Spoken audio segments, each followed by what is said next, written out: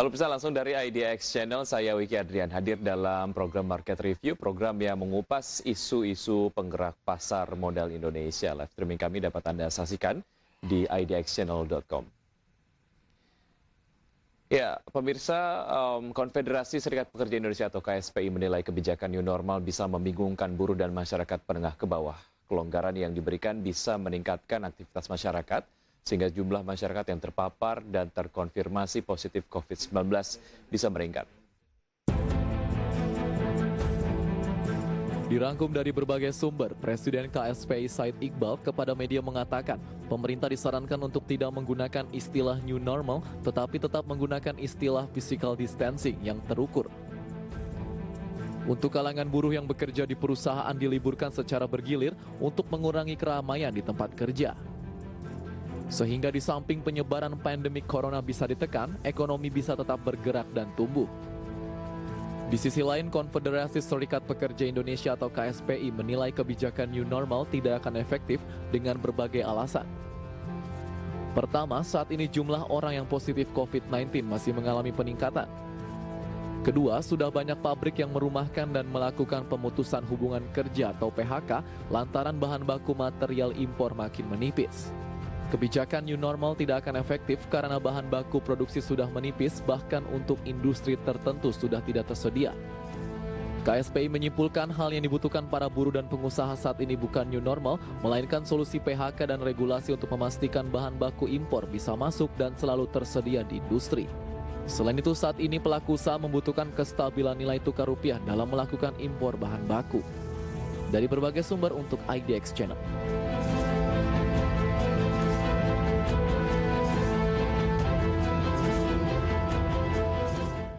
Ya, untuk membahas lebih lanjut, saat ini kita sudah tersambung melalui line telepon interaktif bersama Bapak Said Iqbal. Beliau adalah Presiden KSPI. Selamat pagi Pak Said Iqbal, terima kasih sudah bergabung bersama kami.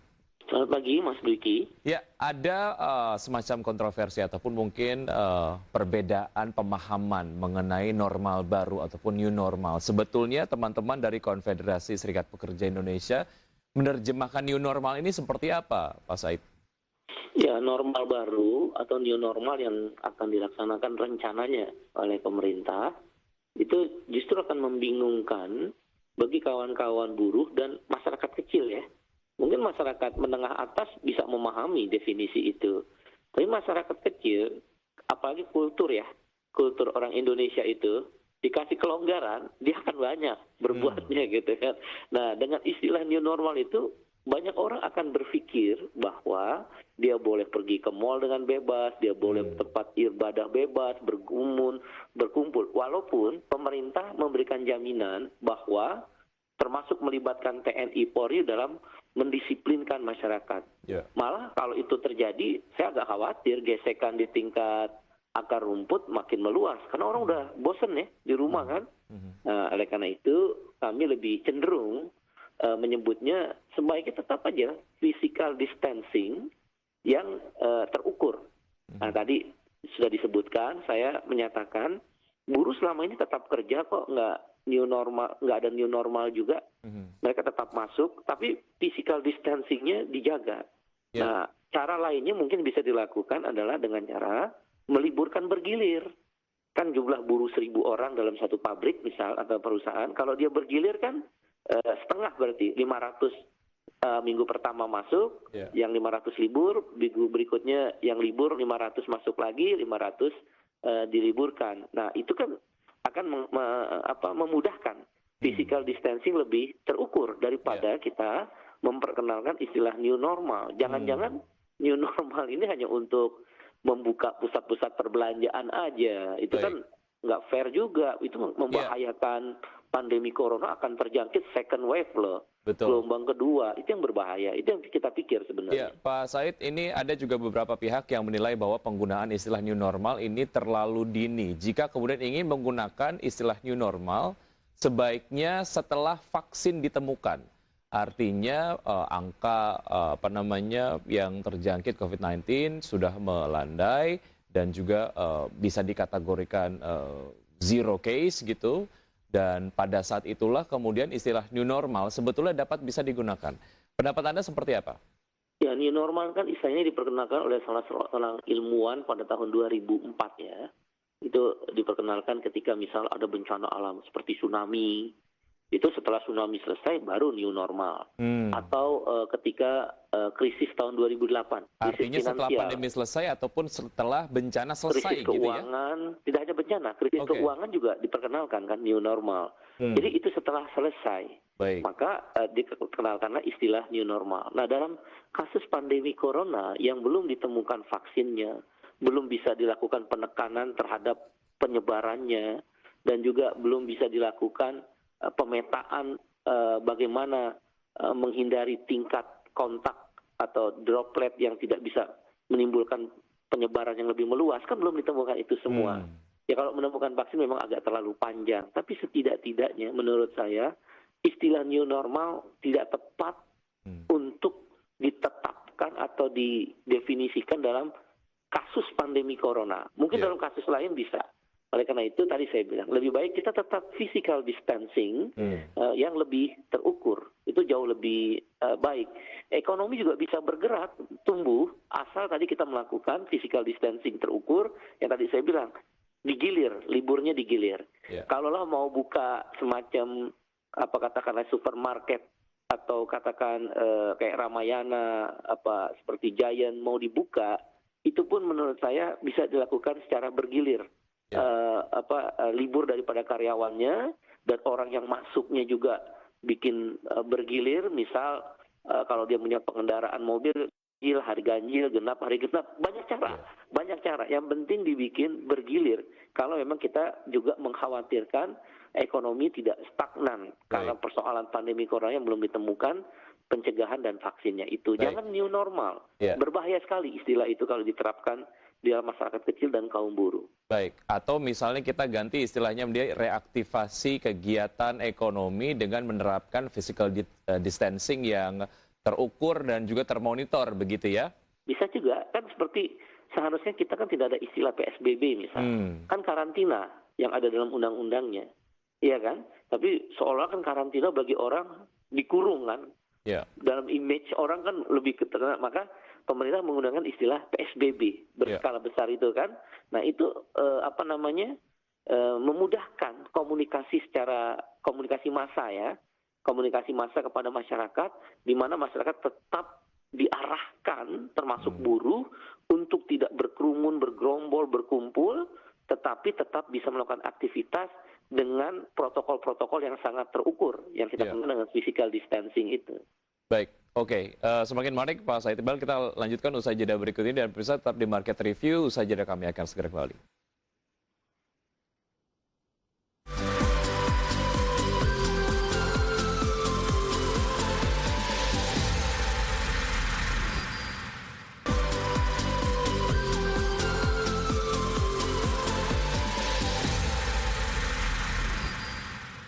Ya, pemirsa, sebelum kami lanjutkan perbincangan bersama Bapak Said Iqbal, Presiden Konfederasi Serikat Pekerja Indonesia atau KSPI, ada beberapa data yang sudah disiapkan oleh tim redaksi, diantaranya adalah ini mengenai langkah-langkah yang diterapkan pekerja sesuai keputusan Menkes nomor 328 tahun 2020 selama PSBB. Diantaranya adalah disiplin menjalankan prosedur bekerja dari rumah, wajib menggunakan masker ketika keluar rumah, menjaga kebersihan rumah dan lingkungan, dan disiplin menerapkan prosedur pencegahan COVID-19, mulai dalam menjaga etika dan menjalankan standar karantina jika terindikasi atau menunjukkan gejala terkena COVID-19. Dan berikutnya adalah mengenai langkah-langkah yang diterapkan pekerja sesuai keputusan Menkes nomor 328 tahun 2020 pasca PSBB. Seperti Anda dapat saksikan di layar televisi Anda, diantaranya adalah menerapkan pola hidup sehat dan pola hidup bersih, memastikan selalu kondisi kesehatan, dan lain sebagainya. Kemudian juga wajib menjaga kebersihan di tempat kerja, dan mematuhi prosedur pencegahan, menggunakan siku untuk menggunakan pintu dan menekan tombol lift dan lain sebagainya. Dan berikutnya adalah mengenai langkah-langkah yang diterapkan pekerja sesuai keputusan Menkes pasca PSBB berikutnya. Ya, tidak berkerumun dan menjaga jarak di lift dengan posisi saling membelakangi. Kemudian membersihkan meja area kerja dengan desinfektan dan biasakan tidak tangan.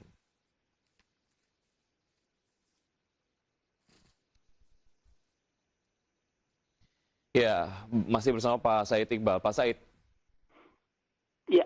Ya, apa implikasi yang terburuk jika kemudian tidak ada penjelasan lanjutan mengenai istilah new normal ini, ataupun mungkin tidak diganti istilahnya menjadi physical distancing dengan monitoring yang lebih ketat? Tentu akan bertambah ya pandemi corona. Kan di beberapa negara ada yang disebut second wave kan, gelombang kedua.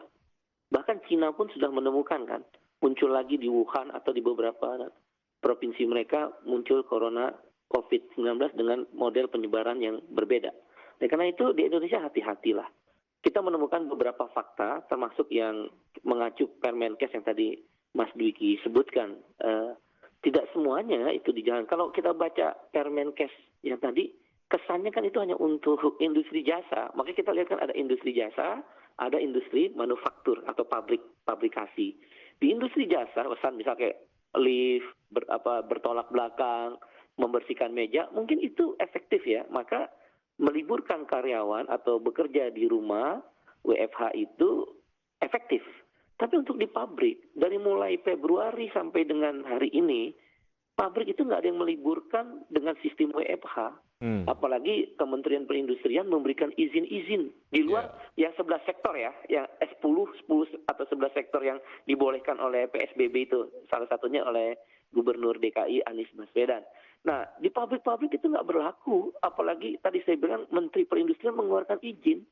Nah, fakta-fakta yang kami temukan akibat buruh yang masih tetap bekerja walaupun tidak new normal, bahkan ada Permenkes tadi, khususnya di industri manufaktur, fakta pertama kan jumlah positif COVID-19 makin meningkat. Jadi new normal nggak mungkin ditetapkan, meningkat. Kecuali dia melandai ya, ini meningkat kok. Baik secara nasional maupun di beberapa provinsi yang zonanya sangat merah.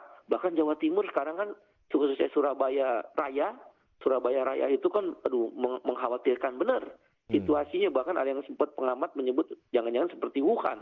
Ini harus hati-hati. Fakta kedua adalah di pabrik itu sudah mulai banyak ditemukan meninggal karena positif COVID-19 di tempat kerja, bukan di rumah loh. Ketika dia di tempat kerja, dia ditemukan gejala COVID-19, kemudian ada penanganan, meninggal. Artinya tempat kerja kan tidak menjadi aman, walaupun prosedur physical distancing seperti yang diatur dalam Permenkes tadi yang sudah disebutkan oleh Mas Dwiki dijalankan. Bahkan ingat loh, yang meninggal itu perusahaan-perusahaan multinasional loh, yang kita tahu mereka pasti akan menjalankan physical distancing dengan ketat. Misal PT Denso Indonesia, pabrik AC terbesar di Asia Tenggara, itu meninggal. Pimpinan serikat pekerjanya meninggal. Puluhan dinyatakan positif. Maka diliburkan. Sekarang udah mulai dimasukin lagi. Itu kan berbahaya sekali. Pak Said, sebetulnya jika kemudian protokol kesehatan di berbagai perusahaan yang tadi sempat Anda sebutkan itu tetap ataupun sudah dilakukan, lalu apa penyebabnya? Apakah memang operasionalisasi perusahaan yang dilakukan secara full ini mengakibatkan kerumunan orang tetap terjadi sehingga ada protokol-protokol kesehatan yang akhirnya tidak bisa dipenuhi? Karena sebetulnya dari katakanlah pengusahanya memang sudah mengantongi izin dan ini menjadi justifikasi operasionalisasi perusahaan secara penuh. Tentu perusahaan merasa pede yang justifikasi tadi bahasa Mas Dwiki karena sudah mengantongi izin dari Menteri Perindustrian. Karena ini bertentangan dengan Permenkes dan juga sikap daripada Presiden tentang bagaimana pemberlakuan PSBB ataupun physical distancing secara ketat. Oleh karena itu mereka akhirnya karena mengantongi surat izin itu melakukan protokol yang standar aja. Misal tadi cuci tangan, pemeriksaan suhu, memakai masker. Tapi ingat, sekarang ini kan ada istilah ODP, PDP, dan ini yang paling berbahaya, OTG. Orang tanpa gejala. Suhunya normal, cuci tangan, pakai masker. Padahal dia sedang menyimpan potensi penyebar, carrier kan, pembawa daripada COVID-19. Nah, begitu dia masuk ke dalam pabrik, masuk di tempat kerja, tadi pertanyaan Mas Dwiki, apakah terjadi kerumunan? Pasti, exactly. Pertama, di jemputan, mobil jemputan. Walaupun sudah diatur apa namanya bangkunya, apa yang menjamin bahwa bangku itu, maksudnya bangku bis itu tidak terkontaminasi oleh orang OTG tadi. Yang kedua, turun dari bis. Atau kalau yang nggak pakai bis, dia naik motor. Motor berkumpul di parkiran. Siapa yang bilang motor itu terjamin bersih, tidak terpapar oleh orang OTG ataupun orang PDP daripada corona, COVID-19. Kemudian masuk ke dalam pabrik. Stasiun kerja itu nggak bisa dibikin apa kayak kita bisa naik MRT atau naik bus yang kemudian ada jarak. Stasiun kerja itu nggak bisa. Apalagi kalau kita perusahaan tekstil, garment, nggak mungkin dia ada jarak. Dia udah standar. Kalau dia bikin jarak akan terjadi stasiun yang kosong.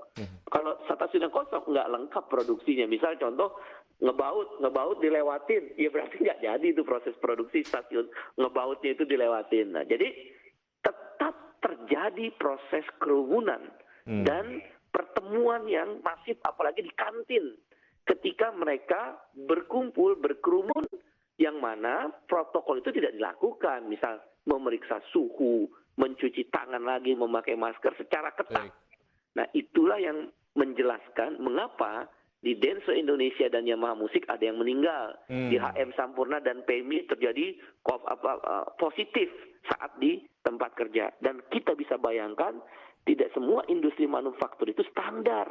Banyak benar kelas-kelas industri menengah ke bawah, tapi dia di atas UMKM, itu tidak menerapkan standar protokol kesehatan yang ketat. Oleh karena itu, new normal berbahaya. Jangan terjadi second wave. Kami agak khawatir dan buruh akan terpapar lebih besar lagi. Dan nanti kalau buruh terpapar, kan mereka nggak bisa kerja, diliburin semua.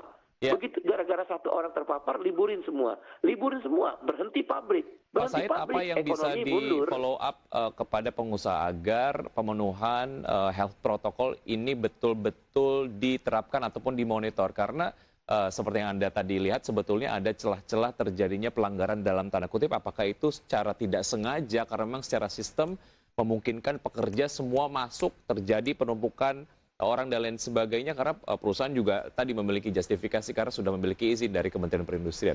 Apa yang bisa di follow up dari itu, dari loophole itu? Kita akan usai jeda berikut ini, pemirsa tetap di Market Review, usai jeda kami akan lanjutkan. Tetap bersama kami.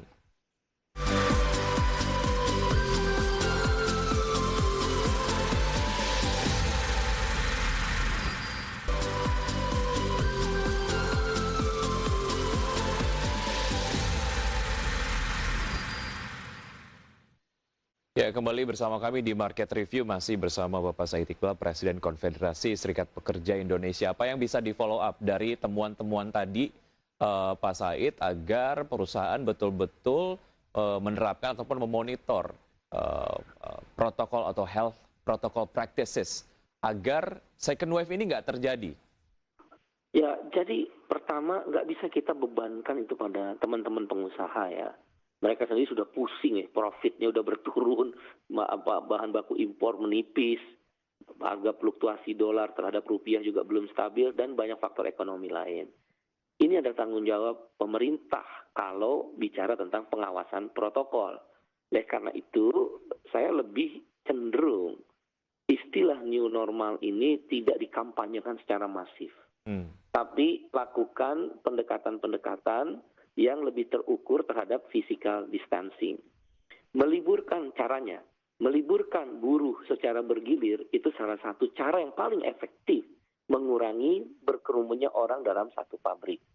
Yang kedua, seperti fakta yang saya sampaikan tadi, bahwa faktanya buruh itu sekarang banyak dirumahkan, dan nih sekarang habis lebaran, akan terjadi dirumahkan besar-besaran di sektor otomotif, elektronik, pertambangan, dan beberapa sektor tekstil, garmen, sepatu. Di situ mereka kan dirumahkan. Karena apa? Bahan bakunya mulai menipis. Nah, faktor ekonomi kan akan jadi pertimbangan. Bisa stuck kan? Ekonomi nggak akan tumbuh. Saya mengutip apa yang disampaikan Presiden Jokowi ketika kami diterima sebelum Lebaran beberapa waktu lalu. Beliau baru saja telepon-teleponan dengan Direktur IMF, International Monetary Fund. Direktur IMF mengatakan kepada Pak Jokowi, kemudian Pak Jokowi menyampaikan kepada kami, hanya 3 negara pasca pandemi ini atau selama pandemi yang pertumbuhan ekonominya tetap positif. 1 Cina, 2-3% pertumbuhan ekonominya. 2 India, 1,7%. 3 Indonesia, 0,5%. Artinya ada optimisme dan harapan tentang ekonomi yang akan tetap tumbuh di tengah pandemi untuk Indonesia. Tapi kuncinya supaya ekonomi tumbuh yang diperkirakan bertahan di 0,5% untuk Indonesia, kan pandemi coronanya harus dikendalikan. Kalau pandemi coronanya nggak dikendalikan, ya minus. Kalau minus pasti krisis, malah bahaya. Oleh karena itu kuncinya agar ekonomi tetap tumbuh dan menjadi positif, pengusaha juga bisa tetap berusaha, maka pengendalian pandemi corona itu adalah yang paling utama. Maka new normal janganlah menjadi pintu masuk gelombang kedua, second wave. Nanti merebak lebih besar lagi, lebih susah lagi kita mengendalikan. Optimisme dan harapan yang sedang dibangun oleh Presiden Jokowi berdasarkan data IMF kita tetap tumbuh 0,5%, bisa ambruk.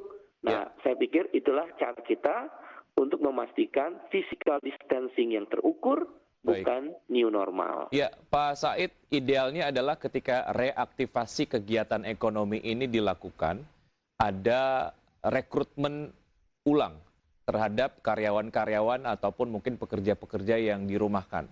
Karena kan memang harapannya adalah ini izinnya sudah keluar, aktivitas ekonomi akan kembali lagi berjalan, dan kebutuhan SDM juga mudah-mudahan kemudian tetap meningkat. Apa langkah-langkah yang sudah dilakukan oleh KSPI agar sebetulnya ada semacam jaminan bahwa ketika kegiatan ekonomi ini sudah direaktivasi lagi, pekerja-pekerja yang sudah dirumahkan bisa bekerja lagi? Jadi saya ngobrol dengan beberapa pengusaha langsung ya, bukan Apindo Kadin. Saya nggak terlalu tertarik dengan organisasi itu. Saya langsung ke lapangan, dan ini mereka pelaku-pelaku usaha, pimpinan perusahaan, orang-orang Jepang, orang-orang Korea, dan beberapa pimpinan perusahaan Eropa. Mereka mengeluhkan yang persoalan pertama itu, kenapa merumahkan karyawan adalah menipisnya bahan baku. Ya, karena semua negara juga lockdown. Thailand sebagai penyuplai bahan baku dan Cina juga penyuplai bahan baku industri otomotif, mereka itu kok mendahulukan industri dalam negerinya. Saya ambil contoh industri otomotif yang berada di satu kawasan industri Purwakarta, industri besar. Dia memperkirakan sampai dengan Oktober itu kehabisan bahan baku. Anda bisa bayangin, pohon industri di bawah industri otomotif itu ratusan dan ribuan industri yang jumlah karyawannya ratusan ribu. Yang saya sebut tadi supplier-supplier atau pemasok-pemasok suku cadang. Berhenti dong mereka juga. Akibat prinsipalnya berhenti di otomotif. Anda bisa bayangkan kalau beberapa industri otomotif besar seperti motor Yamaha, Honda juga, atau mobil-mobil juga itu mengalami hal yang sama, maka akan terjadi stuck di dalam pertumbuhan ekonomi dan buruh tetap akan dirumahkan. Bahkan mereka sudah bukan mem-PHK ya, tidak memperpanjang kontrak kerja yang sudah habis para buruhnya. Nah, yang karyawan tetap dirumahkan. Oleh karena itu yang dibutuhkan sekarang ini kerjasama, tidak hanya tanggung jawab pemerintah. Pemerintah bersama dengan pengusaha, termasuk serikat buruh akan membantu bila dibutuhkan, memastikan bahan baku impor itu tersedia masuk. Ini kuncinya. Untuk industri manufaktur ya. Tapi kalau untuk industri pariwisata, UMKM itu udah ambruk dari awal. Karena wisatawan kan dasar mereka menghitung mereka bisa tumbuh atau tidak industrinya kan dari wisatawan. Tapi yang dari manufaktur, dari raw material. Kenapa? Karena lokal konten kita itu adalah masih 30%. Ini juga kesempatan dibuat pemerintah menghidupkan regulasi, pemain-pemain lokal bisa hidup untuk menyuplai sehingga lokal konten di satu produksi, misal katakan otomotif, spakbor, nggak usah lagi lah impor dari Thailand. Industri di Tegal mungkin bisa dihidupkan. Industri di daerah-daerah yang selama ini baja atau katakan fibernya itu hidupkan. Itu lokal konten akan hidup. Nah, yang dilakukan oleh serikat buruh meminta pada pengusaha agar penyediaan bahan-bahan baku yang dari impor itu dibikin schedule yang lebih tepat sehingga buruh punya kepastian kapan dia akan dipanggil kembali untuk masuk bekerja untuk mempersiapkan diri. Dan yang terakhir, kita berharap ada pembayaran upah penuh selama dirumahkan. Kenapa? Tujuannya menjaga daya beli supaya nggak memukul industri yang lain. Kalau daya beli buruh turun, siapa yang beli baju? Pabrik tekstil tutup. Siapa yang beli makanan? Pabrik makanan tutup kalau nanti tidak ada yang beli. Kira-kira itu sih yang kita bisa sarankan. Ya, yang paling penting adalah bagaimana menjadikan momentum dari pandemi COVID-19 ini untuk memperbaiki rantai pasok industri kita agar ini berimplikasi signifikan terhadap masyarakat Indonesia secara keseluruhan dan to be exact kepada pekerja yang ada di Indonesia. Pak Said Iqbal, terima kasih sudah bergabung bersama kami di Market Review. Sehat selalu. Terima kasih Mas Dwiki. Baik. Dan pemirsa tetap di Market Review saja, kami akan kembali dengan dialog lainnya dengan topik yang menarik, tetap di Market Review.